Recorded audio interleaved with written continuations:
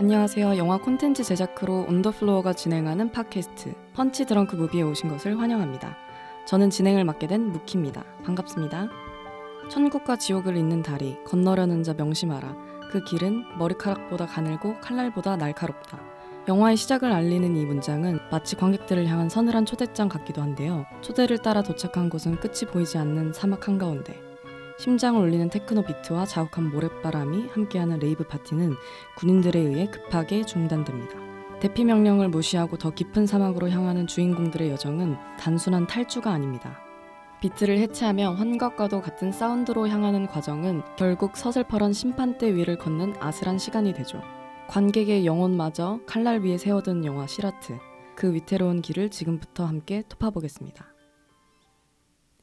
이제 본격적으로 영화 이야기를 하기에 앞서 함께 이야기를 나눌 패널분들을 소개하겠습니다. 희죽, 로빈, 이연님 안녕하세요. 간단하게 자기소개와 함께 인사 한 말씀 부탁드립니다. 안녕하세요. 국이 희죽입니다. EDM을 좋아합니다. 와. 안녕하세요. 저는 국이 대본팀 로빈입니다. 와. 안녕하세요. 저는 국이 편집팀 이연입니다. 와. 전 오늘 처음 진행을 맡게 된 시네필이 되고 싶은 이무기 무키입니다. 와. 패널분들 소개도 하였으니 이제 펀치 드렁크 무비 시라트 1부 시작하겠습니다. 1부에서는 영화의 전반적인 내용을 살펴보는 시간을 가질 예정입니다. 본격적으로 이야기를 하기에 앞서 여러분들은 이 영화 어떻게 보셨나요? 먼저 희중님부터 말씀해주세요. 아까 조금 뜬금없이 EDM을 많이 좋아한다고 했는데 사실 제가 음악 그 중에서도 작곡을 전공하고 있어요. 근데 그거를 전공하게 된 계기가 파티 음악이 좋아서였거든요. 그런 음악을 작곡을 하고 싶어서 물론 지금은 이상한 음악을 쓰고 있긴 하지만 아무튼 그래서 EDM을 되게 좋아하는데 그래서 이 영화가 정말 좋았어요. 특히 첫 장면도 굉장히 좋았고 네 전반적으로 너무 음악이 훌륭한 영화였다. 그럼 다음은 로빈님. 저는 제 옆자리에 그 맥주를 한잔 하시고 오신 할아버지 분이 계셨어요. 근데 영화를 볼 때. 네, 보기 전부터 이제 드시고. 보시기 그래서 전부터. 이분 옆자리에서 영화를 봐도 괜찮을까라고 생각을 했는데 이제 그분이 영화가 시작하자마자 이제 육성으로 댓글을 다시기 시작한 거예요. 그래서 굉장히 이제 좀 진중하고 심각한 영화라고 후기를 듣고 왔는데 이제 그분이 옆에서 후기를 자꾸 다셔서 큰일 났다. 이거 후기를 약간 어떻게 따졌어요? 약간? 만약에 어떤 춤을 춘다 그러면 이제 춤춘다라고 그대로 말을 한다거나 본인이 등장하면 약간 화면 해설 같은 거를 실제로 해주셨네요. 옆에서 영양가가 없는데? 영양가는 없어요. 영양가가 없구나. 근데. 감상이 아니라 그냥 이거다라고 얘기하시는 분이셨는데 대박이다. 그래서 어떡해. 처음에는 살짝 열이 받아 있었는데 뒤로 갈수록 충격적인 장면들이 나오면서 그분의 어떤 댓글은 하나도 제 귀에 들리지 않았고 그럴 정도로. 네, 그리고 그분이 더 열정적으로 이제 반응을 해주셔서 오히려 더 재밌게 볼 수 있었던 그런 영화였습니다. 그러니까 그분도 깰 만큼 그냥 충격적이어서 정말 그냥. 놀라서 이렇게 벌떡 일어나서 아니 안 나가신 게 좀 대단하시다. 네, 끝까지 좀. 보시더라고요. 크레딧도 다 읽고 나가셨어요. 그분이 진정한 시네필이라고 할 수 있어요. 저는 정말. 그렇게 생각합니다. 네. 마지막으로 이연님. 저는 보기 전부터 이 영화가 다들 영혼의 상흔을 입히는 영화다 하는 말을 엄청 많이 들었어요. 그래서 그거를 듣고서 마음의 준비를 좀 단단히 하고 자리에 앉았는데 그럼에도 불구하고 너무 상당한 충격을 주었던 영화였었던 것 같아요. 그래서 앉은 자리에서 뭔가 일어나기가 무섭다 하는 생각이 들었던 영화였습니다. 다들 말씀해 주신 것처럼 저도 인상 깊게 보았는데요. 시놉시스만 보고 단순히 아버지가 딸을 찾는 그런 로드무비일 것이라고 짐작했는데 예상과는 전혀 다르게 흘러간 이야기들이 당황스럽고 충격적인 영화였습니다. 그럼 로빈님, 영화의 전반적인 줄거리를 설명해 주시겠어요? 광활한 모로코 남부 사막, 대지를 울리는 테크노 비트 사이로 이질적인 분위기의 루이스와 에스테반 부자가 등장합니다. 두 사람은 실종된 딸의 행방을 쫓아 광란의 레이브 파티장에 발을 들입니다. 하지만 갑작스럽게 들이닥친 군인들은 비상사태를 선포하며 파티 중단과 강제 대피를 명령하는데요. 혼란 속에서 루이스는 피난 대여를 이탈해 남쪽의 또 다른 파티를 향해 떠나는 레이버들을 뒤쫓기 시작합니다. 그러나 그들의 길은 실종된 딸과 함께하는 레이브 파티가 아닌 무시무시한 신의 심판대로 이어집니다.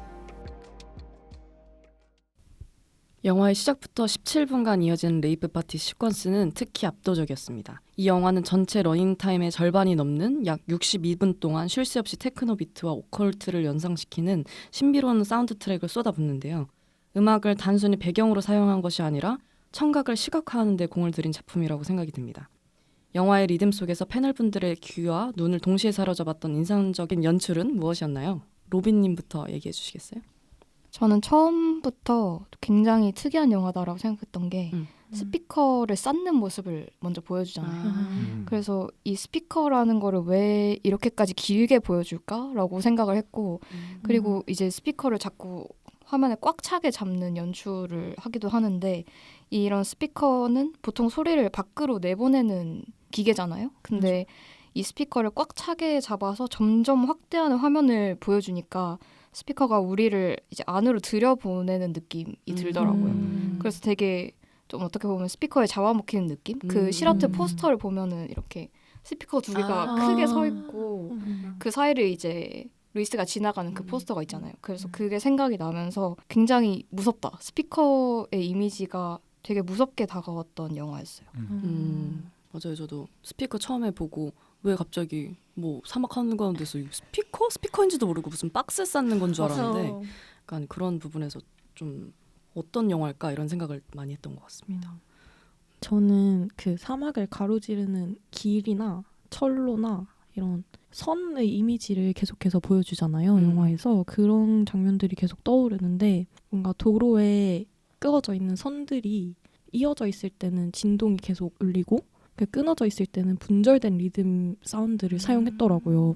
그래서 이게 귀로 듣는 박동이랑 리듬이 약간 눈앞에 선으로 나타나는 경험이 엄청 색달랐다 이렇게 느꼈습니다. 뭔가 어떻게 보면 청각적인 거를 뭔가 시각화한 것 맞아요. 같아서 그게 좀 신기했다. 맞아요. 저도 그런 선이 무슨 의미가 있지 않을까 계속 하면서 생각도 하고 즐겼던 것 같아요. 그런 부분을. 희중님은 어떻게 생각하세요? 저는 아무래도 영화의 백미라고 할 수 있는 지뢰밭을 건너는 부분 그때 나왔던 연출 그리고 그때 나왔던 음악을 잊을 수가 없는 것 같습니다. 근데 그때 나왔던 음악이 사실상 다른 음악들이랑 저는 성격이 많이 달랐다고 생각을 하거든요. 이게 기억하실지 모르겠지만 입으로 살짝 불러드리자면은 그 음악이 이제 뾰로롱이 많이 나올까 뭐 이런 엄청난데요? 네, 이런 것 같은데? 네 그쵸. 이게 강렬한 테크노 음악이랑은 좀 다르거든요. 저는 처음 들었을 때 왜 갑자기 게임 배경음악이 나오지? 맞아. 되게 어이가 없었어요. 맞아. 막 이게 시뮬레이션이었다는 약간 얼척없는 결말로 가는 건가? 그러니까. 이런 생각까지 했었는데 보면서 왜 하필 감독이 그러면은 게임 음악 같은 걸 사용했을까 라고 고민하게 되더라고요. 나름대로 생각을 해보자면 그 뾰로로로롱 소리가 들릴 때 첫 음이 나오고 그 3초 뒤로 이제 리버브가 되게 강하게 울리잖아요. 그게 약간 이 첫 음이 울린 순간부터는 지뢰가 안 터질 거다라고 안전하다라고 약속을 하는 것 같은 그런 느낌이 들었어요. 뭔가 저도 처음에 이 음악 들을 때 게임 같기도 하고 게임 음악 같기도 한데 정말 진지한 순간이고 네. 누구보다도 정말 막 사람들 다 손에 땀을 쥐고 볼 때였잖아요. 근데 갑자기 게임 음악 같은 게 나오니까 말 그대로 진짜 장난하는 건가? 그리고 게임의 한 장면 같이 연출을 해가지고 시험대에 들게끔 한 건가? 뭐 그런 느낌도 들게끔 하면서 약간 옛날에 하던 게임처럼 길 건너 친구들 약간 이런 거 아세요? 와 너무 알죠. 그것도 너무 위태로운 게임이 게임이죠. 굉장히 삶과 죽음을 넘나드는 맞아요, 게임이거든요. 맞아요. 그게. 그래서 약간 갑자기 그 생각도 나면서 혼자 피식했는데 피식하면 안 될 것 같아서 바로 이제 표정을 했던 기억이 나네요. 관객들의 긴장을 약간 이완시키기 위한 맞는 것 같아요. 맞는 것 같아요. 저는 감독님이 올리베르 락세 감독님이잖아요. 그래서 음악 감독님도 어떤 분이실까 좀 궁금하긴 했는데 음악 감독님이 캉딩 레이라고 두 분이 함께 촬영 전에 음악 작업을 90% 완성을 하고 촬영 후에 이제 음악을 함께 해서 연출을 한 케이스더라고요. 그래서 그런 거 보면은 확실히 그 음악 감독과 그다음에 감독님과 되게 긴밀하게 협의를 해서 영화를 만들어낸 것 같았고 그래서 이 분의 그 역량과 이런 부분에 굉장히 감탄했기도 한 것 같습니다. 그리고 특히 이제 그 사운드 트랙에 나오는 이 음악을 만드신 작곡가 분이 유명하신 분이더라고요. 그래서 확실히 보고 좀 이분의 음악 좀 찾아봐야겠다 해가지고 좀 듣기도 하고 사운드 트랙 계속 유튜브 뮤직으로 막 찾아서 듣기도 하고 했습니다. 그래서 너무 좋았던 것 같습니다. 그럼 다음 질문으로 넘어가 보겠습니다. 테크노 음악 영화와 로드무비의 형식을 띠는 초반 1시간이 지나면 특정한 장르로 형용할 수 없는 충격을 선사하는 장면들이 이어집니다. 딸을 찾아 나선 아버지의 여정이라는 서사는 굉장히 고정적이고 단순하지만 이 영화는 결국 그 서사를 일종의 맥거핀으로 활용하며 완전히 이야기를 비틀어 버리는데요. 패널분들이 가장 충격받은 사건이나 서사적 장치는 무엇이었나요? 저는 다들 많이 그렇게 느끼셨을 거라고 생각하는데 에스테반의 죽음이 가장 충격적이었어요. 그러니까 사실 그 미친 듯이 막 비가 쏟아지고 그 절벽에서 차가 멈추잖아요. 근데 그때까지만 해도 절망적이긴 하지만 그 다음 날에 해가 뜨고 이제 다 같이 힘을 합쳐서 차를 그 웅덩이에서 끌어올렸는데 그 순간 진짜 희망의 빛을 정말 잠깐 봤거든요. 저는 이제 조금 희망이 비추는구나 하는데 갑자기 뒤에서 차가 떨어지더니 에스테반이 죽어버린 거예요. 그래서 제가 그 장면에서 정말 진짜 한 떨기의 희망도 허락하지 않는구나 이 영화가. 그래가지고 그 장면 이후로는 사실 이 영화가 도대체 어디까지 절망적이려고 이러는 걸까 하는 맞아요. 생각을 하면서 거의 머리를 부여잡고 봤던 것 같습니다. 그래서 다들 근데 정말 충격적으로 생각을 할 것 같은 장면이었고 가장 충격적인 장면이라고 생각을 하는데 맞아요. 어떻게 보면 영화에서 일반적인 그런 영화를 생각을 해보면은 아이가 갑자기 제일 먼저 죽는다. 뭐 재난 영화도 아니고 갑자기 처음부터 그런 느낌의 영화는 아니라고 생각했는데 가장 먼저 죽는 사람이 에스테반이라는 어린 아이가 갑자기 죽는 장면이 나오니까 그 부분에서 이 영화가 어디까지 가는지 보고 싶다라는 생각도 하면서 슬퍼할 겨를도 없는 느낌? 맞아요. 그래서 그런 생각이 많이 들었던 장면이었습니다. 그러면 희중님은 어떻게 보셨나요? 저는 사실 이제 개가 배설물을 먹는 장면에서부터 불안감을 느끼기 시작했거든요. 어떻게 보면 일행 중에서 처음으로 직접적인 피해를 입고 고통을 받는 장면이었잖아요. 그렇죠. 맞아. 불발탄이나 지뢰를 전쟁의 배설물이라고도 많이 부르는데 LSD 똥을 먹은 강아지가 단순히 불쾌한 연출이 아니라 마지막 지뢰밭을 암시하는 복선이 아니었을까? 약간 영화를 다 보고 나서 그런 생각도 하게 되더라고요. 오, 그렇죠. 되게 아무렇지도 않게 또 얘기를 하잖아요. 그 두 인물이. 그래서 맞아요. 뭐 약간 막 걱정하는 사람도 있는 반면에 야 그거 아무것도 아니야 하면서 이게 뭐 그냥 그럴 수도 있는 거지 뭐 이런 식으로 하는 장면도 있으면서 확실히 그 전쟁의 배설물이다라는 말이 좀 인상이 깊네요. 그러면 로빈님은 어떻게 생각하세요? 저도 말씀해주신 사건들에 크게 충격을 받았는데 저는 사실 친구가 이걸 보고 와서 미친 영화다라고 이제 후기를 그냥 그렇게 딱 한 줄 보내줬어요. 그래서 강렬하다. 이게 정말 죽을 수도 있다라는 불안감은 늘 있지만 정말 죽는 걸 보는 거는 또 다른 이야기잖아요. 근데 이 죽음이 총을 맞거나 칼을 맞거나 이런 뭐 아사를 한다거나 이런 식의 죽음이 아니라 그냥 차를 이렇게 밀어서 떨어뜨려 버리고 아니면 지뢰를 한 번 밟아서 이렇게 한 번에 다 죽여버리잖아요. 그래서 되게 순식간에 일어나고 뭔가 소생의 기회가 없는 죽음이라는 점이 허망하고 좀 그러면서도 이런 식의 죽음을 쓰는 게 되게 흥미로웠던 것 같아요. 그리고 그래서 이 사람들이 약간 선악과 관련 없이 그러니까 뭐 불의를 저지른 사람이 무조건 죽어야 되고 이런 게 아니라 에스테반 같은 경우는 뭐 초콜릿을 베풀기도 하고 이런 식으로 제일 좀 선의 영역에 있는 사람인데 이제 그 어린 친구가 가장 먼저 죽는 거를 보여주게 되잖아요. 이 사람은 왜 죽지 않았는가? 이 사람은 왜 죽었는가를 생각해보게 되고 그런데 또 결말에 남는 세 사람을 봐도 이거에 답을 못 찾겠는 거예요. 그러니까 이 사람은 왜 안 죽었는가를 생각해봤을 때 이 사람이 막 죄가 없는 사람이라고 할 수 없는 거예요. 그래서 이 감독이 조금 자기가 말하고자 하는 거를 너희가 직접 느껴봐라 라는 식으로 좀 체험의 영화를 만들려고 한 게 아닌가 싶었어요. 맞아요. 저도 그런 부분에서 또 다른 의미로 충격적이었던 영화였던 것 같아요. 그러니까 그런 의미에서 미친 영화인 것 같기도 하고 그런 의미에서 불친절한 영화인 것 같기도 했고 그래서 저는 그 중에서도 또 두 번째로 또 충격적인 장면을 얘기를 하고 싶은데 그 후반부 지뢰밭에서 레이빙 할 때 정말 상상했겠냐고요. 정말 갑자기 춤을 추는데 사람이 날아간다는 상상을 해볼 수가 없었는데 특히 이제 또 어떻게 보면 음악을 틀고 즐긴다라는 레이브 행위 자체에서도 봤을 때에도 정말 그런 생각을 안 하고 그냥 그 무의 생각의 상태에서 정말 말 그대로 음악에 몸을 맡기는 그런 행위를 하고 있었는데 거기서 정말 말도 안 되는 상황에서 일어난 죽음인 거잖아요. 너무 허망하기도 맞아요. 하고 너무 이게 말이 되나 싶기도 하고 근데 그런 부분에서 좀 되게 충격적이었던 장면이었던 것 같고 연출적으로도 봤을 때에도 그 제이드가 날려버려라는 대사를 하고 거기서 진짜 계속 그 특히 이제 날려버려라는 단어를 쓴다는 게 조금 이렇게 익숙하지가 않지만 날려버려 하면서 막 되게 더 막 끝까지 몰고 가는 그런 연출이 있었잖아요. 막 끝까지 막 난 춤을 추겠다. 끝까지 더 크게 이렇게 하면서 그때 이제 어떻게 보면 제이드가 이렇게 죽음을 너무 방언지가 좀 무서웠어요. 저 지금 그렇게 하는 장면이 있었을 때 좀 확실히 시각적으로도 그렇고 정신적으로도 그렇고 좀 매우 힘든 영화였긴 했습니다. 진짜 관객들을 날려버렸죠. 날려버렸어요. 진짜 진짜로. 저를 날려버렸어요. 루이스와 아이스테반을 제외한 모든 인물은 실제 레이버들이라고 하는데요.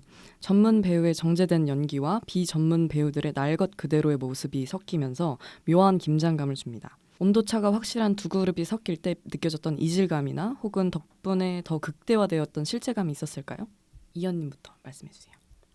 저는 올리베르 라세가 배우들이 아닌 실제 레이버들을 영화에 등장시키면서 했던 말이 배우로서의 경험이 없는 배우의 연약함? 그 취약성에는 깊은 감동이 있다. 이렇게 말을 했다고 하더라고요. 그래서 여기서 감독이 레이버들의 불완전함을 그대로 보여주는 형태의 선택을 했다고 생각하는데 그럼으로써 어딘가에선 정말 이런 일들이 벌어지고 있는 듯한 그런 생동감과 생생함을 너무 살갗으로 느낀 느낌이 들었던 것 같아요. 맞아요. 좀 비전문 배우를 그 뭔가 섭외한다는 것 자체가 큰 도전이었을 것 같기도 하네요. 맞아요. 저는 그래서 오히려 전문 배우인 루이스가 그 비전문 배우들이 뿜어내는 실제 공기에 약간 서서히 잠식되어가는 과정이 되게 인상적이었거든요. 초반에 루이스는 딸을 찾아야 한다는 명확한 목적이 있었고 이에 상황에 맞게 연기하는 모습들을 보여줬는데 사막 깊숙이 레이버들과 섞여 들어가고 후반부에는 에스테반을 잃은 뒤에 레이버들과 똑같이 본능적인 몸짓으로 변해가는데 저는 레이버가 아니다 보니까 루이스 입장에서 영화를 감상하고 있었는데 이 정교한 연기가 날 것의 실제감에 전염되면서 경계가 살짝 사라지는 그런 순간들을 보다 보니까 저도 레이버들의 입장과 동화되는 느낌을 받더라고요. 그게 약간 이 영화가 선사하는 가장 강력한 체험이 아니었나 싶었습니다. 맞는 것 같아요. 특히 이제 뭔가 처음에는 전문 배우분들을 그 루이스의 입장에서 따라가는데 거기서 갑자기 또 음악 콩콩콩 들면서 뭐 이렇게 시끄러워 뭐 하는데 거기서 이제 또 그 레이버들과 동화되면서 어떻게 보면 융화되는 그 과정을 몸소 체험할 수 있는 영화였던 것 같아요. 제가 직접 그 안에 있는 느낌? 진짜. 맞아요. 로빈님은 어떻게 생각하세요? 저는 이 전문 배우인 루이스랑 에스테반 부자가 진짜 전형적인 캐릭터라고 생각했어요. 그러니까 원형에 해당하는 인물들인데 이와 대비되게 레이버들은 펑크족 그리고 해적, 집시, 그리스인으로 구성이 되어 있다고 해요. 근데 이 사람들은 이 레이버들은 춤을 추고 파티를 즐기면서 되게 평화로운 삶을 즐기잖아요. 근데 반대로 루이스 부자는 딸을 찾기 위해서 이 사막을 이미 5개월 동안 헤맸다라고 말을 하잖아요. 그래서 이 목적 하나만 가지고 아무렇지 않게 고난 속으로 뛰어들 수 있는 인물들인 거죠. 그래서 후반부 지뢰밭 씬에서도 가장 먼저 발을 떼는 인물이 레이버들이 아니라 루이스잖아요. 그래서 이렇게 반대되는 두 집단의 캐릭터성이랑 성격이 엇갈려서 오히려 균형을 맞춘 영화 같았어요. 영화는 지뢰밭에서 살아남은 새 인물을 태우고 달리는 기차의 이미지로 마무리됩니다. 명확한 해답 없이 사막 속 철로만을 비추며 끝이 나죠. 이 기차는 과연 어디로 향하고 있을까요? 영화가 끝난 뒤에도 계속될 이 인물들의 삶은 어떤 길로 이어질지 패널분들이 상상하신 결말이 궁금합니다. 사실 저는 다른 분들은 어떻게 생각할지 모르겠지만 이 세 사람이 또 레이브 파티에 가지 않을까라고 생각을 합니다. 네. 사실 아들을 잃고 나서 어떻게 보면 에스테반한테 가장 큰 치유가 되어줬던 게 레이브 파티였잖아요. 그 과정에서 소중한 사람들을 또 많이 잃긴 했지만 결국 그거를 극복하기 위해서 또 다시 레이브 파티로 가지 않을까. 비록 지금은 난민들 속에 섞여 있지만 상상도 못 해봤어요. 저도요. 그냥 그 사람들이 행복할지 뭐 불행할지 혹은 뭔가 죽음을 맞이할지 맞아. 이런 것만 생각했지. 아. 그럴 수도 있겠네요. 전 오히려 레이브 파티 절대 안 가지 않을까라고 생각을 했었어서 방금 희중님 말씀을 듣고 엄청 놀랐던 것 같아요. 뭔가 띵 하는 맞아. 답변이네요. 맞아요. 저는 생각했을 때 뭔가 그 기차를 타고 갈 그 끝이 어딜까라고 음. 생각을 했던 것 같아요. 그러니까 여기서도 어떻게 보면 그 하나의 여정을 보여주는 영화인 거잖아요. 그래서 이 여정의 끝은 어딜까? 자꾸 그 생각을 했거든요. 영화를 보면서. 그래서 그 끝이 뭔가 결국에는 그 빛이 보이는 그런 그 길일까? 아니면 뭔가 암울한 미래를 다루는 걸까? 뭐 이런 생각을 했는데 사실 저는 그 장면을 보여주면서 또 어떻게 보면 충격적이었던 것 같은 게 뭔가 예상이 안 가요. 그러니까 얘네가 어떻게 될지. 그냥 얘 죽을까? 뭐 살까 말까? 뭐 이런 식으로 생각을 하는데 그냥 그거를 궁금증을 남긴 채로 뭔가 끝나는 그런 끝나지 않는 그 일직선을 달리고 있는 것 같은 그런 그 느낌을 주는 것 자체가 영화가 전달하려는 메시지가 아닐까. 그런 상징적인 뭔가 행위인 것 같았어요. 그 기차를 타고 간다는 행위 자체가. 저는 저만 느낀 건지는 모르겠는데 이 기차가 마지막에 점점 속도가 느려지면서 조금 멈추는 느낌이 드는 거예요. 그래서 진짜 저만 느낀 건지 모르겠는데 그래서 다시 봐야 되겠는데요? 여기서 멈춰버리면 어떡하지? 그래서 끝까지 진짜 힘들게 하는 영화다. 그래서 결국에는 아무런 답을 주지 않는구나. 그리고 저까지 이 사막 한가운데 약간 버려두고 영화 끝나버리는 그런 느낌이어서 너무 막막했었고 그리고 이 세 사람이 살아남은 사람들도 저는 완전히 막 즐겁거나 평화를 누리지 못할 거라고 생각했어요. 그래서 아까 그 레이버 파티를 계속 하지 않을까라는 생각이 조금 되게 의외였던 것 같아요. 그래서 저는 오히려 이 레이브를 실제로 즐기는 사람들을 데리고 이런 영화를 찍으면 이 사람들은 어떻게 할까라는 생각을 했었거든요. 이 영화를 찍은 사람들은 앞으로 계속 레이브를 이전과 같은 생각으로 할 수 있을까라는 생각도 했어요. 실제로 이제 레이브를 하시는 분들이니까 이 사람들이 실려가는 이 기차도 약간 전쟁 포로를 보는 것처럼 막 라디오에서 제3차 세계대전이 발발했으니 대피하세요라고 말하기도 하고 조금 군수 물자를 실어 나르는 그런 기차의 이미지가 있어서 너무 찝찝했어요. 이 감독이 진짜 되게 철학적인 분이구나라고 생각했던 것 같아요. 맞아요. 마지막 장면 볼 때 딱 철학적인 영화일 수도 있겠다. 이 영화가 굉장히 그런 생각을 하고 영화를 마무리했던 것 같습니다. 1부 마지막 질문을 해보도록 하겠습니다. 영화의 후반부 레이버들과 루이스는 결국 아무 생각 없이 걸어서 지뢰밭을 빠져나오게 됩니다. 계산이나 공포가 아닌 무아지경의 상태로 생사의 갈림길을 통과한 건데요. 만약 패널분들이 지뢰밭 한가운데 놓였다면 과연 어떤 선택을 하셨을까요? 뭔가 밸런스 게임으로 좀 해보고 싶은데요. 약간 그냥 본능에 맡기고 걸었을지 아니면 뭔가 다른 방법을 찾으려고 노력을 했을지. 근데 이게 전제 조건이 이미 루이스가 통과한 그 상태인가요? 아니면 저희 4명만 딱 이렇게 놓여진 상황인가요? 되게 그렇긴 하겠다. 근데 통과한 거라고 가정을 해야 조금 더 고민이 될 것 같아요. 오케이. 그러면 루이스가 먼저 통과를 한 상태에서 우리는 어떤 선택을 할 것인가? 저는 루이스 저기 건넜잖아. 여기 지뢰 없어. 너 먼저 한 다음에 한 명을 떠밀 것 같아요. 와 정말 너무 나쁘시네요. 아니 근데 절대 같이 사막에 가면 안 돼. 너무 무섭네요. 저는 희종님과 레이브 파티 못 갈 것 같아요. 네, 저도 사막은 같이 못 가겠네요. 아니 무사히 건넜잖아요. 그러면 두 번째로 가셔야죠. 가셨어야죠. 그러니까 잠시만 다른 분들 일단 생각 먼저 네. 들어볼게요. 그러면 저는 근데 걸었을 것 같아요. 왜냐하면 진짜 죽기 아니면 까놓치기라고 생각해서 사실 그 레이버들도 그러잖아요. 루이스한테 어떻게 했냐. 어떻게? 근데 루이스도 몰라요. 맞아. 그냥 아무 생각 없이 걸었다라고 하는데 솔직히 마지막으로 걸어서 빠져나온 강하지 않고 이제 빠져나오잖아요. 2명이. 근데 그 둘은 진짜 아무 생각 없이 걸었나 싶기도 하고 그래서 음. 굳이 뭐 생각이 있고 없고의 문제가 아니라 그냥 이 감독은 살릴 사람과 살리지 않을 사람의 그런 경계가 없는 것 같고 그래서 만약에 이런 상황에 처한다면 그냥 밟고 시원하게 죽던가 아니면 시원하게 그냥 날려버려 그냥. 시원하게 죽던가 아니면은 뭐 살아서 빠져나오던가 둘 중 하나. 어차피 이제 안 빠져나오면 어떻게 할 수 있는 게 없잖아요. 더. 그래서 이미 차도 2대나 날려먹고 그래서 맞죠. 너무 현실적이야. 맞아. 그래서 저는 걸었을 것 같아요. 저도 걸었을 것 같은데 여기 지금 희중님 앞에 걸을 분들이 지금 여럿이 희생양이 되는 거지.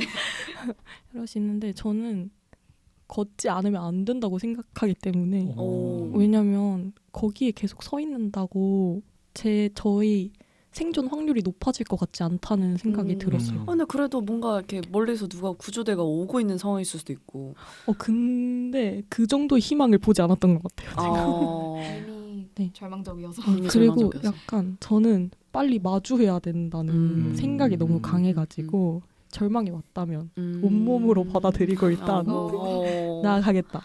그래서 만약에 제가 한 걸음을 뒤져서 거기에 바로 제 온몸이 터진다고 하더라도 그것은 저희 운명이었던 거다 하고 걷지 않았을까 생각합니다. 그렇지만 너무 무서웠겠죠? 맞아. 그러니까 어떻게 보면 두 분의 생각은 살 수 있는 확률 자체가 애초에 적으니 그냥 나는 어떻게 보면 죽음을 택한다 생각하고 걷겠다라는 거잖아요. 맞아요. 그러다가 살면은 정말 좋은 럭키한 거고. 걸 수도 있는 거고 맞아요.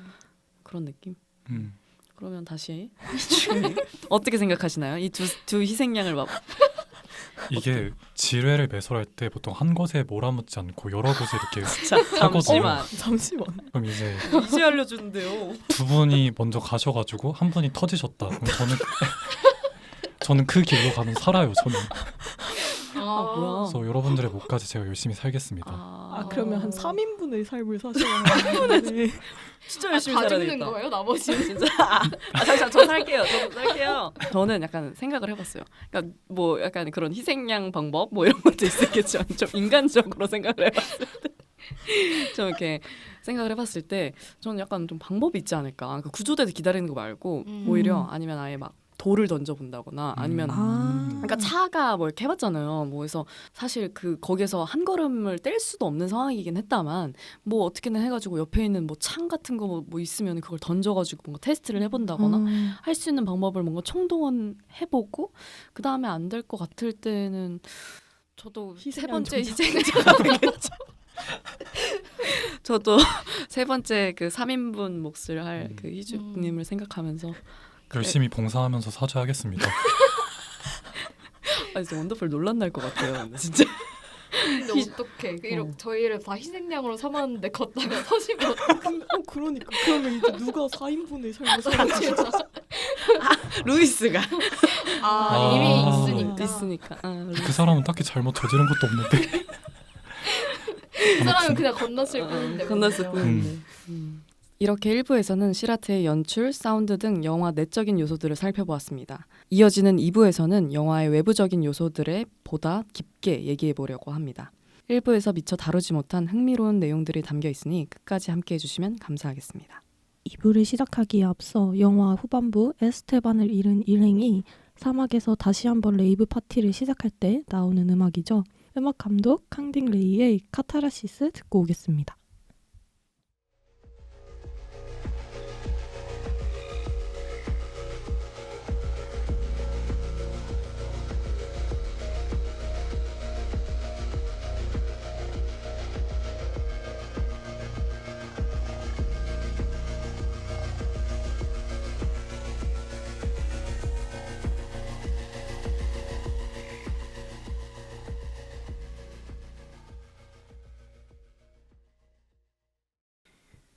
펀치 드렁크 무비 시라트 2부 시작하겠습니다. 1부에서는 영화의 전반적인 인물, 주제, 사운드에 관련한 이야기를 나눠보았는데요. 2부에서는 작품 외적인 이야기와 비하인드까지 함께 살펴보겠습니다. 영화의 핵심 소재인 레이빙은 우리에게 꽤나 생소한 개념일 수 있습니다. 감독은 왜 하필 레이브라는 소재를 통해 이 지독한 심판의 이야기를 풀어냈을까요? 영화를 보면서 각자 레이빙에 대해 궁금했던 점이나 알고 있는 정보가 있다면 들려주세요. 로빈님부터 말씀해 주시겠어요? 저는 사실 레이빙에 대한 정확한 정보가 없었어요. 그래서 그냥 노래에 맞춰서 춤추는 게 레이빙 그 자체인가? 라고 생각을 했는데 레이빙이라는 거에 관련해서 책을 쓰신 분이 있어서 이 책을 한번 읽어봤거든요. 근데 이게 이분이 교수님이셔서 책이 너무 어려운 거예요. 어떤 그래서 책이요? 그냥 제목도 단순하게 레이빙이라고 되어 있어요. 네. 정말 어려웠는데 그냥 이제 단순하게 얘기하면은 약간 이 레이버 분들에게 레이빙이라는 행위가 좀 단순한 파티가 아니라 현실로부터 도피하는 행위다. 라고 생각할 수 있을 것 같은데 약간 의식 같은 거죠. 그래서 이 테크노 사운드가 점점 아까 말씀해 주셨던 것처럼 조금 신비롭고 좀 오컬트적인 사운드로 변해가잖아요. 그래서 이게 감독님이 말씀하시기에는 약간 탈물질화를 하는 과정이다 라고 하시더라고요. 탈물질화. 말씀하시는 것도 되게 어려워요. 감독님. 근데 이런 부분이 이제 탈신체화를 바라는 레이빙 행위, 그러니까 정신과 내 신체가 헬이 되었으면 좋겠다라는 생각을 가지고 레이빙을 하시는 건데 그거랑 그냥 그 자체가 닮아 있어서 이 레이브라는 소재를 선택하지 않았나 그렇게 생각했어요. 감독님이 그럼 평소에 레이빙을 즐기는 타입이었을까요? 근데 탈신체화를 잘은 모르겠지만 그래도 아시니까 조금 이렇게 하신 게 아닐까 싶어요. 맞아요. 뭔가 사실 일반적으로 생각해 볼 때는 레이빙이라는 행위 자체가 어떻게 보면 약간 일탈 행위? 뭐 아니면 그냥 클럽에서 뭐 그냥 진짜 말 그대로 한국적으로 생각하면 흔들어 제끼는 그냥 그런 행위라고 생각만 하는데 사실 레이빙이라는 것 자체는 아까 방금 말씀해 주신 것처럼 뭔가 다른 개념이라고 생각이 들긴 하더라고요. 특히 이 영화를 봤을 때. 그래서 아무래도 그 레이빙에 대한 정확한 설명을 또 해주셔가지고 감사합니다. 탈물질화라는 표현이 되게 인상적이었는데 아까 말씀해 주신 어떻게 보면 도피의 끝에 가장 지독한 현실인 지뢰밭이 기다리고 있다는 게 되게 역설적이었던 것 같아요. 해방감을 주는 레이브 파티가 영화에서는 긴장감과 공포를 극대화하는 요소가 됐잖아요. 나중에 가면은. 그죠? 저는 그래서 이 레이브를 일종의 의식이나 영적인 과정처럼 연출했다고 느꼈는데 그게 아까 말씀해 주신 레이빙이라는 책에서 말했던 탈물질화랑 굉장히 잘 어울리구나. 그래서 감독이 레이브라는 소재를 선택했구나. 이제 알게 됐네요. 맞아요. 그러니까 이 굉장히 그 현실적인 그 지뢰밭이라는 걸 떼놓고 생각할 수가 없는 거잖아요. 그러니까 말 그대로 그 사람들은 이 모로코에 사는 사람들이 아닌 거잖아요. 그 레이브 파티에 온 사람들은. 그럼 자기가 그냥 어떻게 보면 뭐 진짜로 현실을 도피해서 레이빙을 했을 수도 있고 아니면 정말 즐기기 위해서 뭔가 이렇게 했을 수도 있고 원치 않는 그런 상황을 마주한 상황인 거잖아요. 근데 이거 자체도 모든 사람에게 현실과 그다음에 자기의 그 상황을 동떨어지게 생각할 수 없다는 뭔가 주제인 것 같기도 했어요. 아무리 내가 삶에서 벗어나고 싶어서 이 현실에서 벗어나고 싶어서 이렇게 레이빙도 해보고 하더라도 결국에 이런 정치적인 상황이라든지 아니면 뭐 말 그대로 그런 재난이라든지 이런 것들은 내가 막을 수 있는 행위라는 게 아닌 것 같고 뭐 동떨어져 있는 개념 자체가 아니다라는 것들을 얘기를 해주면서 그런 부분에서 레이빙이라는 소재를 갖고 와서 쓴 게 아닐까라는 생각을 했던 것 같아요. 그 뭔가 레이빙이 현실의 뭔가 공포나 이런 판단들을 좀 마비시키는 뭔가 마취제처럼 작동한다고 맞아요. 생각이 들어서 그래서 감독님이 레이빙을 선택하지 않았나. 이 영화가 말하는 심판의 성격이랑 좀 잘 맞지 않나 하는 생각을 했습니다. 레이빙이란 책을 보면 그 마약을 그렇게 하신대요. 그 레이빙을 할 때. 약간 환각제. 근데 여기서도 영화에서도 맞아요, 이제 맞아요. 환각제를 하잖아요. 그래서 그게 그 행위를 할 때 거의 필요한 필수 요소처럼 이렇게 약을 하시는 것 같더라고요. 그래서 진짜 이제 정신을 그냥 분리시켜 버리겠다라는 그런 행위인 것 같아요. 파티와 마약은 떼놓을 수 없으니까. 와. 아 근데 뭐 약간 좀 이렇게 무겁게 얘기하긴 했는데 뭐 그러면은 다들 뭐 좀 이런 질문 해도 될지 모르겠지만 레이빙이나 아니면 이런 걸 해보신 경험이 있으신지 개인적으로 궁금하네요. 있으세요? 뭐 DJ 파티 이런 거? 뭐 그런 게 될 수도 있고. 근데 이거 영화 처음에 상영했을 때 에무시네마에서 맞아요. 레이브 파티 상영을 했었잖아요. 맞아요. 겁나 신났겠다. 어떻게 이 영화를 보고 나서 레이브 파티를 하죠? 제 말이 그 말이에요. 보고 나서 한 건가요? 보기 네. 전에 한 보고 것이 나서 아니었어요? 보고 나서 했어. 그건 조금 공포스러운. 그래서 어떻게 이런 기획을 너무 무섭다. 너무 무서웠어. 루이스도 아들이 죽은 다음에 춤췄으니까 그쵸, 우리도 그쵸. 그 사람들 그쵸. 죽음을 그쵸. 보고 추모하는 의미에서 추모하는 약간 의미. 승화, 네. 고통을 승화시킨다. 승화시킨다. 그럼에도 너무 무서워. 근데 왜냐면 그러다가 그쵸. 터지진 않을까? 잠시만 에모시네 에무시네마 팡팡 지뢰 터진. 갑자기 그런 생각이. 근데 저도 영화 보고 딱 일어나자마자 너무 무서웠어요. 음. 밟았다가 터지면 어떡해. 아. 전차노간 날아가면 어떡해. 너무 무서워.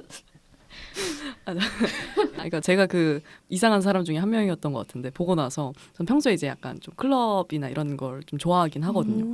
그래서 말씀하셨던 것처럼 EDM이나 이런 것도 좋아하기도 하고 하다 보니까 봤는데 처음엔 좀 충격적이고 클럽 못 가겠는데 이 생각하다가 또 그 영화 처음에 이게 듣는 그 음악이나 사운드가 너무 되게 좋잖아요. 그래서 두 번째 관람 했을 때는 너무 가고 싶은 거예요. 그 생각이 드는 거예요.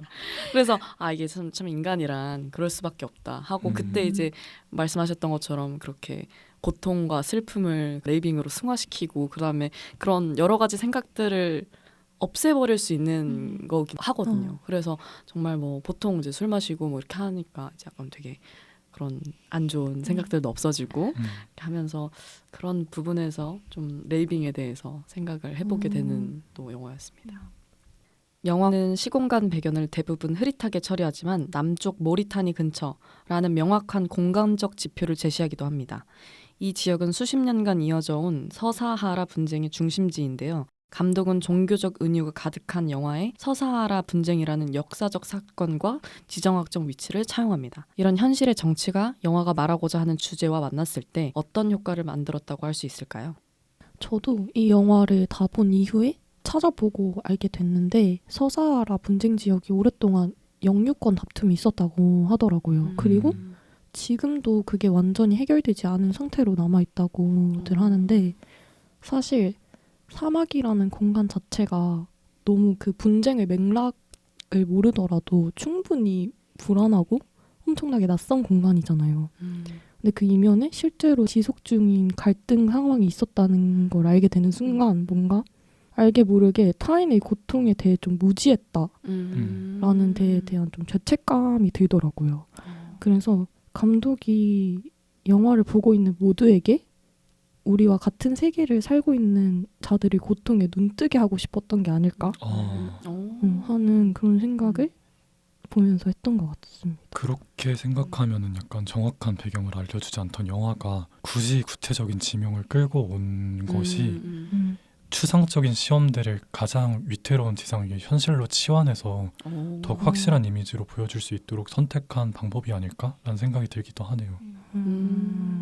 저 이게 뭔가 정확한 배경이나 이런 상황이 알려주지 않았는데 이 부분을 갖고 와서 쓴 이유가 분명히 있을 거라는 생각이 들고 말하고 싶은 메시지가 좀 확실한 생각도 들긴 했었어요. 근데 저는 좀 이 영화를 종교적인 부분은 좀 이해가 됐었는데 정치적인 부분은 생각보다 이렇게 어떤 부분이 그렇게 할까? 뭐 그리고 정치적인 것까지 해석을 끌고 오면은 정말 머리가 너무 복잡해지더라고요. 그래서 되게 감각적인 영화라고 생각이 들어서 그런 감각에 좀 처음에 관람을 했던 것 같고 두 번째 봤을 때 좀 더 그런 숨겨져 있는 의미나 이런 것들을 보면서 저도 봤던 것 같네요. 그래서 오늘 이야기를 들으니까 좀 더 이해가 되는 부분이 있는 것 같습니다.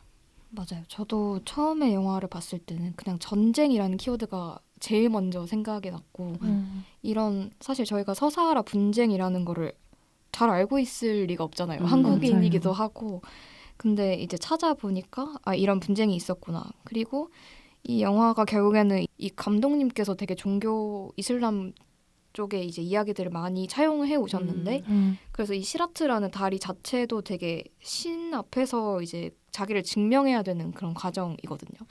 그러니까 이제 최후의 날이 되었을 때 심판을 받는다. 그 다리를 건너므로써 건너는 사람은 이제 신에게 인정을 받는 약간 그런 느낌인 거예요. 그런데 이제 이 역사적인 사건이 개입을 하면서 이들을 사지로 몰아넣은 게 과연 신인가? 아니면은 인간의 탐욕인가? 라는 것. 그리고 너무 정치적인 궁금해서. 무관심 같은 것도 같이 묻게 되고 그래서 영화를 보고 있으면서 관객의 시선을 조금 현실로 돌려 세울 수도 있는 그래서 조금 묘하게 이제 죄책감을 불러일으키기도 하는 그런 느낌이 있죠. 그래서 이 장치가 좀 종교적인 구원을 갈구하지만 그래도 이제 현실의 부조리에 눈 감는 그런 면죄부가 돼서는 안 된다. 이 행위가 신에게 기도하는 것들 같은 게 그래서 그런 경고까지도 감독이 의도한 게 아닐까라고 생각했어요. 종교랑 정치를 둘 다 아우르는 해석 같은데요. 그렇네요. 이거는. 그렇네요. 제가 뭔가 잊고 있었던 그런 정치적인 부분에서 그런 빈 박스 같은 부분이 뭔가 채워지는 답변인 것 같았고 제가 영화 보고 나서 그런 뭔가 형용할 수 없는 기시감 같은 게 들었었는데 그냥 그런 부분에서 그 단순히 죽음에 대한 태도라든지 이런 것들로만 생각을 했는데 들어보니까 확실히 여러 가지를 한데 어울러서 이야기를 하는 거네. 뭔가 하나가 빠져서 딱 이것만 얘기할 거야 하는 이야기가 아니라 캐스팅이나 음악과 관련한 감독의 선택부터 제작 비하인드까지 카메라 밖의 이야기들도 궁금해지는 작품입니다. 문법이 파격적이고 독보적인 영화인 만큼 한국 극장에 걸리기까지의 과정 또한 범상치 않았을 것 같은데요. 패널분들께서는 이 영화의 제작 과정 혹은 수입과 배급 과정에서 특별히 흥미로웠던 지점이 있으셨나요? 로빈님부터 말씀해주세요. 저는 그 서울아트 시네마에서 찰란 대표님의 배급 특강을 열어주신 적이 있어요. 그래서 실아트를 보고 나서 이 강의를 들었던 거라서 너무 좋다. 그때는 이제 정식 개봉을 하기 전이어서 약간 일부러 좀 대표님이 실아트 얘기를 많이 하신 것 같기도 해요. 의도적으로. 처음에 필름마켓에 가셨을 때 관심이 있었던 영화는 다른 영화였고 그 영화를 들고 온 같은 그 회사에서 왜 이거는 안 보냐라고 해서 이제 보게 되셨다고 하더라고요. 근데 이 영화의 시놉시스가 아빠가 사막에서 딸을 찾는다라고 되어 있잖아요. 처음에 보면. 그래서 뭐 이런 거 흔하기도 하고 재미없겠지 이렇게 생각하고 이제 직원분들도 큰 기대를 하지 않고 영화를 가서 봤는데 너무 충격적이었던 거예요. 그 이제 첫 상영을 보고 온 그 직원분이 찰란 직원분이 대표님한테 가서 이 영화 꼭 데리고 와야 된다. 그래서 이 줄거리를 다 설명을 해주신 거예요. 미리. 그래서 대표님이 그 얘기를 듣고 너무 충격을 받아서 그 다음날 아침 이제 상영을 보시고 그 내용을 알고 봤는데도 너무 충격을 받아서 이 영화를 우리가 들고 와야겠다. 근데 이 직원분이 되게 좀 선고안이 있으셨던 분이었대요. 전부터. 그 악마의 토크쇼라는 작품도 이제 그분이 부천에서 혼자 보시고 이거 저희가 들고 와야 됩니다. 대단한 직원이시다. 그게 약간 한국 배급사에 소문이 나 있었대요. 입지가. 네, 선고안. 그래서 이제 그분이 막 한국 그 회사 분들한테 이 영화 좋다. 실아트 너무 재밌다. 이렇게 하는 바람에 원래 경쟁이 없었는데 입찰 경쟁이 붙어서 이제 기존 가격보다 비싸게 들고 왔다라고. 잠시만. 이분이 선택하면 무조건 된다. 약간 이런 게 있어가지고. 약간 그런 느낌. 근데 지금 잘 되고 있잖아요. 약간 엄청나시다. 진짜. 약간 수입계의 이동진 같은 그런 느낌. 그래서 이제 경쟁을 붙어서 좀 더 비싸게 들고 왔다라고. 그래서 그분 이제 입단속 시켜야 된다. 좋은 비하인드였네요, 정말. 알 수 없는 이야기였는데. 좋습니다. 다른 분들은 또 어떻게 생각하시나요? 저는 영화 속에 그 루이스가 혼자서 사막을 걷다가 쓰러지는 장면이 나와요. 근데 그때 모래바람이 엄청나게 많이 불거든요. 근데 저는 그 장면이 당연히 CG인 줄 알고 그냥 아무렇지 않게 넘어갔는데 비하인드 영상을 봤더니 정말 모래바람이 그렇게 세차게 불 수가 없더라고요. 그렇게 세차게 부는데 모든 그 촬영팀들이 장비를 붙들고 있는 그 모래바람에 장비를 붙들고 음향팀도 장비를 붙들고 있는 장면을 보는데 정말 얼마나 힘들었을까. 촬영을 진짜. 하는 게 정말 상상이 되지 않는다. 그 힘듦이, 고단함이. 중간에 그 루이스가 이렇게 막 그 고통에 정말 못 참아가지고 중간에 이렇게 나와서 이렇게 울부짖는 그 장면. 맞아요. 다른 분들도 울부짖고 있었군요. 그 촬영장에 모두가 같이 모두가 울부짖고 있지 않았을까. 울부짖고 저는 고글을 써야 되는 것이 아닌가 하고 정말 진지하게 그러니까. 생각을 했던 것 같아요. 루이스의 그게 연기가 아니었을 수도 있고 그랬을 수도 정말. 너무 리얼하게. 대박이다. 저도 그 봤었는데 그 비하인드 영상 보니까 뭐 실제 레이버들이 이렇게 춤추는 장면에서 정말 그 저는 노래를 안 틀고 보통 이제 영화 보면은 뭐 소리 사운드도 막 물리고 하니까 영화를 노래를 안 틀고 이제 그런 뭐 클럽 씬이나 이런 것들도 많이 쓰잖아요. 맞아요. 근데 거기선 진짜 광활한 사막에서 음악 진짜 틀어놓고 정말 말 그대로 그분들의 비하인드 카메라로 또 보는데 혼이 느껴지는 거예요. 그래서 아 이건 진짜 찐이다. 그래서 전문 그런 레이버 분들을 섭외한 게 신의 한 수였지 않았을까 하는 부분이 있었습니다. 시라트는 관객에게 불친절한 영화입니다. 사건의 시공간 배경이 모호해서 마치 가상의 세계처럼 느껴지기도 하는데요.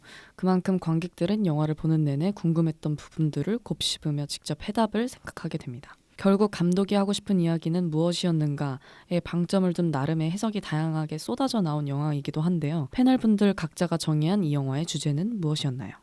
희중님부터 말씀해 주시겠어요? 저는 일단 이 영화가 굉장히 강력한 메시지를 담고 있다고 느꼈어요. 일단 보면서 들었던 한 가지 의문이 있었는데 왜 이 일행은 군대를 피해서 도망치는 걸까? 근데 그 영화 속의 단서들을 보면은 이 사람들이 탈영병이었을 확률이 높다라는 결론에 제가 도달을 했거든요. 네? 왜냐하면은 일단은 이 사람들 다 장애를 가지고 있잖아요. 팔도 없고 다리도 없고 그리고 목발을 짚으면서 중간에 차 안에서 기타를 치면서 노래를 부르는 장면이 하나 있어요. 아, 네네네. 맞아요. 이게 프랑스 샹송 프랑스 가요인데 오. 그 노래의 가사가 미스터 프레지던트 저는 죽이기 싫어요. 그러니까 저는 탈영을 하겠습니다. 라는 가사였거든요. 소름 돋았어. 저도요. 그렇기 때문에 이 사람들이 군대로부터 도망치는 이유는 탈영병이라서 걸리면 안 되기 때문에 그리고 그들이 레이브 파티에 몸을 내맡기는 이유는 이미 전쟁이라는 참혹함을 몸으로 겪었기 때문에 너무 가깝기 때문에. 근데 그렇게 보면은 영화 속의 모든 비극과 죽음이 전쟁으로 이어져요. 에스테반이 죽었던 건 험한 산맥을 오르기 위해서였는데 험한 산맥으로 이동한 이유도 군대를 피하기 위해서였고 네네. 지뢰밭도 전쟁이 남긴 잔여물이고 그러니까 간접적으로 그리고 직접적으로 등장인물들을 전부 죽음으로 몰고 간 게 전쟁이니까 그래서 저는 이 영화가 굉장히 강력한 반전 메시지를 담고 있었다 그렇게 생각을 합니다. 그러면 전쟁에 대한 좀 그런 부정적인 시각과 함께 이런 부분에서 이 사람들이 도망칠 수밖에 없던 이유 그리고 왜 군대를 피해서 가야만 했었는지에 대한 이유가 그런 부분에서 있을 수도 있겠네요. 이현님은 어떻게 생각하시나요? 저는 조금 더 개인적으로 생각을 했는데 네. 뭔가 이 죽음들이 다 너무 불가해적이잖아요. 그래서 이 불가해적인 죽음 앞에 선 인간이 붙을 수 있는 게 결국 의미가 아니라 삶을 통과하는 태도다라고 말을 하고 싶었던 게 아닐까 하는 생각을 했어요. 사실 삶과 죽음을 가르는 선이 그 영화에서도 그렇고 굉장히 희미하고 그렇게 강렬하지 않다고 느꼈는데 그럼에도 불구하고 인물들이 멈추지 않고 계속 걷고 춤추고 계속 앞으로 나아가는 데에 이유가 없고 뭔가 설명할 수도 없다고 생각이 들어가지고 저는 이 세계에서 이들이 할 수 있는 유일한 선택이 이해가 아니라 그 상황을 어떤 자세로 견뎌낼 것인가 라고 생각을 해서 저희 삶에 대한 태도에 대해 많이 돌아봤던 것 같습니다. 정말 그런 부분에서 진짜 철학적인 의미가 듬뿍 담긴 영화인 것 같네요. 맞아요. 로빈님은 어떻게 생각하세요? 저도 이현님이랑 비슷하게 이 죽음들이 너무 충격적이고 인상적이라서 이 죽음이라는 거에 좀 한동안 사로잡혀 있었던 것 같은데 사실 저는 막 그렇게 오래 살고 싶어하는 편이 아니거든요. 그러니까 짧고 굵게 사는 삶이 최고예요. 그렇기 때문에 아까도 그냥 걸어가겠다. 네.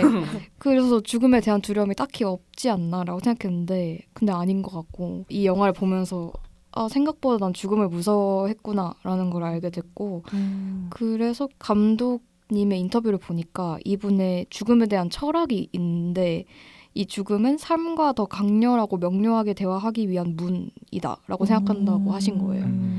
그래서 정말 맞는 말이고 동의는 하는데 너무 문제적이고 진짜 문제적이다. 그래서 이 철학을 영화로 만들어서 사람들한테 보여줘야지라고 생각하는 게 진짜 진짜 대단하다고 생각했거든요. 음. 근데 이제 어쨌든 우리는 이 영화를 보고 있을 뿐이지만 이 인물들의 죽음을 통해서 그들의 삶뿐만 아니라 나의 삶도 돌아보게 되잖아요. 그래서 뭐 정말 딱 한 걸음 차이로 몇 초 만에 언제 어떻게 어디서 죽게 될지 모르는 건데 내가 지금 이렇게 그냥 살아도 되나? 라는 생각도 들고 그리고 뭐 지금도 이 세상 어딘가에선 전쟁이 계속 일어나고 있는데 사람들이 이렇게 허무하게 죽고 있다라는 그런 죄의식도 들게 되고 그래서 결론적으로 이 모든 이미지들을 거쳐서 제일 강렬하게 남았던 거는 결국 삶과 죽음이라는 키워드였던 것 같고 근데 그 중에서도 제일 중요했던 포인트는 이 죽음이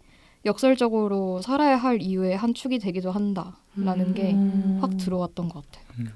정말 좋은 해석이네요. 특히 이제 감독님이 얘기하신 그 문제적 발언들이 너무 정말 인상 대단하시잖아요. 깊고 그러니까 딱 진짜 철학가가 영화 감독이 됐을 때 그러니까 철학을 하기 위해서 영화 감독이 된 거지. 맞아요. 그러니까 그거를 전파하기 자기가 위해. 정확히 전달하고 싶은 메시지가 아무래도 너무 모호하다 보니까 그거를 영화적으로 표현한 게 정말 인상적이었던 것 같아요. 저도 그 주제를 좀 생각을 해보자면 그 모호함에 대해서 또 뭔가 생각을 했었던 것 같은데 주제가 처음엔 좀 없는 것 같았어요. 그냥 이 사람이 말하고 싶은 것도 굉장히 모호하고 그냥 나는 이런 걸 보여줄게 너네가 알아서 생각해봐 하는 느낌이 가장 많이 들었었고 그리고 개인적으로도 들어보니까 좀 생각이 드는 건데 제가 이 영화를 보고 나서도 계속 그 느꼈던 그런 기시감 이런 것들이 참 약간 인간이 이렇게 작은 존재인데 죽음 앞에서 굉장히 작은 존재이고 나약한 존재인데 내가 삶을 어떻게 바라봐야 될 것인가 근데 그거에 대한 좀 기시감이 좀 들었던 것 같아요. 저 혼자 그러니까 개인적인 좀 감성이긴 하지만 내가 딱 이 영화를 보고 나서 나 어떻게 살아가야 되는 거지? 잘 살아가고 있었나? 내가 그 날카로운 심판대에 놓이면 정말 안 갈라질 자신이 있나? 이런 생각도 많이 했던 것 같고 그런 부분에서 참 불편하게 만드는 영화였던 것 같고 그런 의미에서 좀 모두가 되게 충격적이고 불편한 그런 영화였다고 평가를 하는 이유였던 것 같아요. 네, 마지막 질문입니다. 시라트를 보면서 떠오르셨던 영화나 같이 봤으면 하는 영화가 있으셨나요? 일단 저부터 얘기를 하자면 저는 좀 시각적으로 가장 생각나는 영화는 매드맥스였던 것 같아요. 매드맥스가 굉장히 그 인상적이기도 하고 그런 부분에서 약간 매드맥스의 그 모래씬 달리는 그 차량에서의 그 모래씬 이런 것들을 한 번 더 보고 싶다라는 생각을 했었던 것 같고 이 시라트를 보고 로드무비 형태의 그런 거를 좀 즐겨보고 싶다 하는 분들께도 매드맥스를 추천드립니다. 또 아무래도 주제 의식에서도 매드맥스가 좀 그런 죽음에 관한 이야기도 있기도 하고 해서 좋은 영화라서 꼭 한번 봤으면 좋겠습니다. 저는 영화가 아니라 약간 만화를 하나 소개하고 싶은데요. 2016년에 나온 수평선이라는 웹툰입니다. 시놉시스를 간단히 설명드리자면은 세상이 멸망한 이후 부모를 잃은 소년이랑 소녀가 우연히 만나 함께 앞을 향해 걷기 시작하는 이야기거든요. 그 여정에서 만나는 어른들은 하나같이 망가진 본능 그리고 망가진 이성만을 가진 존재들이고 죽음이 언제나 그들 곁을 맴돌아요. 그래서 시라트랑 주제가 정말 놀랍도록 닮아있고 플롯이나 연출 방식도 유사하고 종교적인 색채를 띈다는 점도 굉장히 유사했고요. 한 가지 차이를 꼽자면 시라트는 제가 느끼기에는 관객에게 질문을 던지는 작품이라 생각했는데 수평선은 작가가 자기가 나름대로 죽음에 대해 내린 해답을 건네는 작품이에요. 그래서 만약에 시라트를 인상 깊게 보셨다면은 꼭 수평선 추천드립니다. 되게 직접적인 이야기를 하는 웹툰인가 보네요. 네. 좋습니다. 저는 공포의 보수라는 영화가 떠올랐는데요. 이 영화는 간단하게 시놉시스를 말씀드리자면 유전에서 화재가 발생하고 그곳에 폭탄의 원료인 질소를 운반할 수 있는 트럭 운전수 4명을 채용해서 그 4명이 목숨을 건 운전을 하는 내용이에요. 이 또한 시라트처럼 손에 땀을 쥐면서 보게 하는 영화이기 때문에 그 초긴장 상태를 다시 경험하고 싶으신 분들한테 추천드립니다. 저는 이 공포의 보수를 미국에서 리메이크했다고 하는 소설어라는 영화가 생각이 났는데 이 영화가 음악적인 면도 되게 비슷하다고 하더라고요. 그래서 뭐 기사들을 찾아보면 소설어가 생각난다라고 하는 기사들이 굉장히 많더라고요. 그래서 아직 보지는 않았지만 나중에 한번 찾아보고 싶은 영화였어요. 그러면은 어떻게 보면 공포의 보수가 원작이고 네, 이 소설어는 그 리메이크를 리메이크한 했다고 하더라고요. 몇 년대 영화인 거예요? 1977년 영화래요. 공포의 보수가 1953년 영화기 때문에 와. 네. 근데 여기는 이탈리아고 이제 여기는 미국에서 미국 거. 리메이크를 했다고 하더라고요. 그러면 시라트를 보고 이 옛날에 만들어진 영화를 보고 나서 어떻게 보면 그때의 시대상에서 생각할 수 있는 것들이나 이런 것들도 있을 수도 있겠네요. 맞아요. 또 그때는 가장 큰 전쟁을 겪은 직후에 만들어진 맞아. 영화다 그러니까요. 보니까 맞아. 그렇네요. 좋습니다. 2부에서는 시라트의 외부적 요소들과 비하인드에 대해 이야기 나눠봤습니다. 호불호가 갈릴 만큼 서자적으로 공백이 있다고 생각했지만 그 공백이 오히려 관객들에게 큰 울림과 많은 질문을 던져준 작품이었던 것 같습니다. 그럼 이제 최종적으로 영화의 별점을 매겨볼까요? 저희 팟캐스트의 별점 방식 아시죠? 별점이 10점 만점에 5점 이하이면 별로라는 의미에서 펀치, 그리고 이 영화의 별점이 6점 이상이면 취할 정도로 좋다는 의미의 드렁크로 구분해서 평점을 매길 겁니다. 그럼 지금까지 나눈 이야기들을 종합해 시라트를 평가해 보겠습니다. 일단 저는 음악 점수 10점을 먼저 주고 시작하겠습니다. 오, 정말 부분별로. OST가 좋았고요. 제 음악을 제외한 나머지 부분의 한 줄 평부터 말씀드리자면은 고장난 스피커를 고치면서 레이버가 이렇게 말을 했었어요.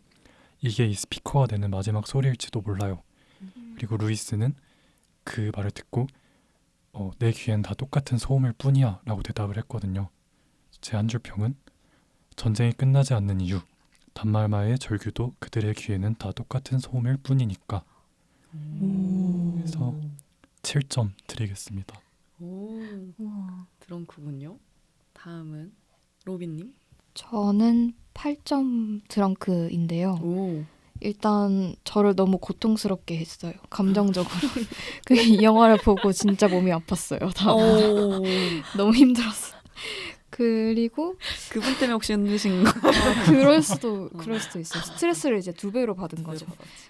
그렇기도 하고 저는 이렇게 생각할 거리가 많은 영화를 좀 좋아해요. 조금 불친절하더라도 그래서 이 감독님의 어떤 철학이나 이 영화를 하나하나 허투루 만들지 않았다라는 게 느껴져서 8점이고 그럼에도 조금은 호불호가 갈릴 수 있는 방식의 전개 그리고 영화가 좀 길어서 8점입니다.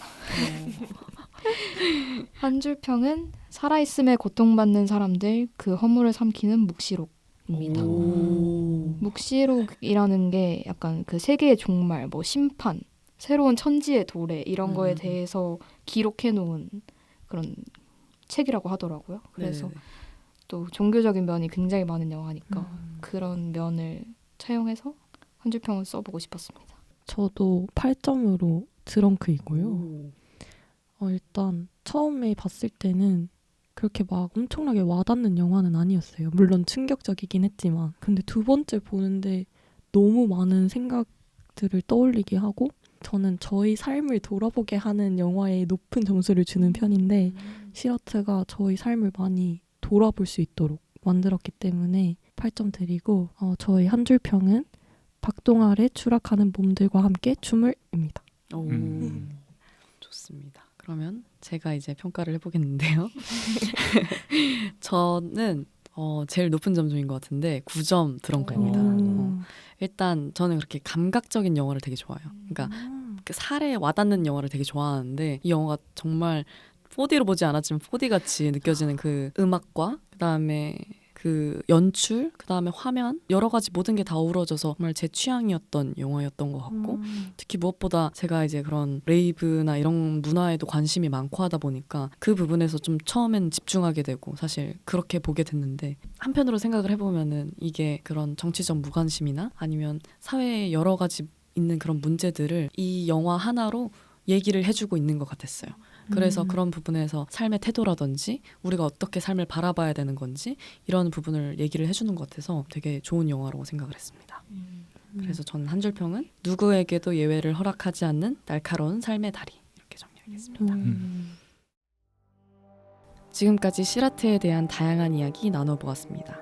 광란의 테크노 비트가 멈춘 자리, 이제 우리에겐 사막의 적막함만 남았습니다. 딸을 찾으려던 부성에도 뜨거웠던 레이브 파티의 열기도 사망의 모래바람과 굉음 앞에서는 한낱 먼지처럼 흩어지고 맙니다. 결국 시라트는 우리에게 어떻게 살아갈 것인가 라는 질문조차 허락하지 않는 영화일지도 모릅니다. 그 가늘고 날카로운 길 위에서 우리가 할 수 있는 건 구원을 비는 일이 아닙니다.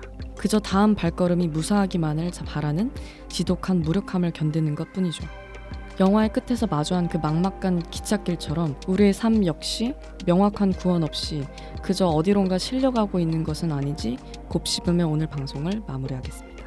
지금까지 진행의 무키, 패널의 희죽, 로빈 이연이었습니다. 다음 시간에 만나요.